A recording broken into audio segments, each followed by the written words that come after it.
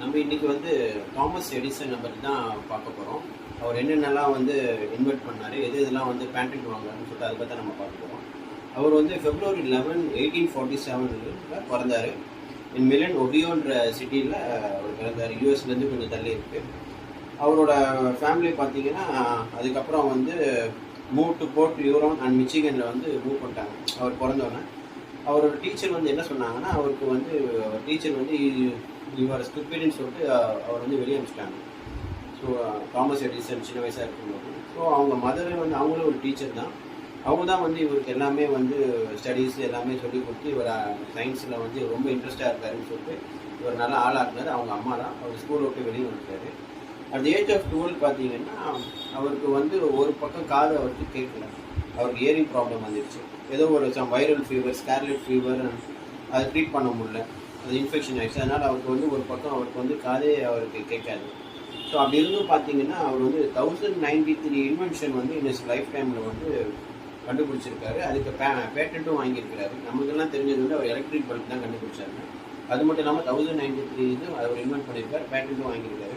1869 வந்து அவர் நியூயார்க்கு வராரு. அங்கே வந்து பார்த்தீங்கன்னா அவர் டிக்கர்ன்ற வந்து ஒரு டிவைஸை வந்து கிரியேட் பண்ணுறாரு. டிக்கர்ன்றது என்னென்னா, அது வந்து ஸ்டாக் மார்க்கெட்டோட அந்த ரீடிங்ஸ் எல்லாம் வந்து பார்க்குறதுக்கு யூஸ்ஃபுல்லாக இருக்கும். அந்த டிவைஸ் ரெடி பண்ணார், டிக்கரு. ஸோ அதில் வந்து அவருக்கு வந்து கிட்டத்தட்ட $40,000 வந்து அவர் கிடச்சிச்சு. ஸோ என்ன பண்ணார், அதை வச்சு 1876 வந்து அவர் வந்து ஒரு இன்வென்ஷன் ஃபேக்ட்ரி வந்து ரெடி பண்ணுறாரு. மென்லோ பார்க்கு நியூயார்க்கில் வந்து ஒரு ஃபேக்ட்ரி ரெடி பண்ணுறாரு.